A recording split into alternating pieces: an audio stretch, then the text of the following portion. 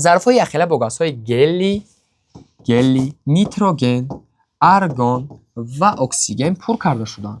اگر مقدار ماده‌های گاز با سختی هر چهار پروژنه‌ها برابر باشند، در کدام از این ظرف‌ها ارگون جایگیر است؟ باید اینها را از روی مسه‌شان رویم. ما می‌دانیم که چقدر مسه جسم زیاد باشد همانقدر پایان می‌فراید. داریم گلی، داریم ارگون، داریم چی؟ نیتروژن، داریم اکسیژن.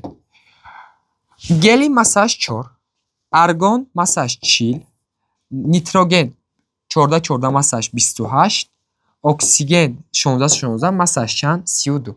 از همه مسه کم کدام دارد؟ گلی، یعنی که از همه کمتر باید درست شود. کدامش گلی است؟ 4. جسم چهارم هست گلی.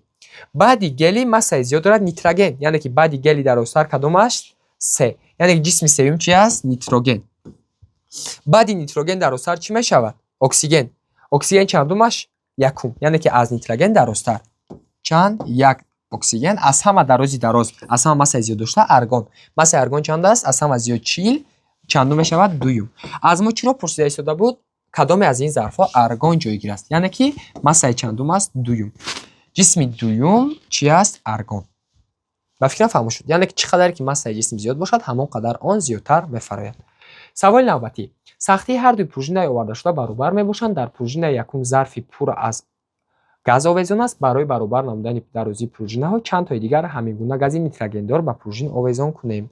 در یک طرف پروژه ما داریم 3 4 8 میگوید که چند تا نیتروژن رو ما در دوم طرف مونیم تا که آنها برابر شوند.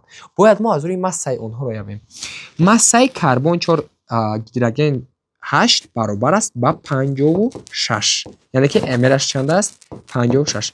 امر نیتروژن باشد برابر است با 28.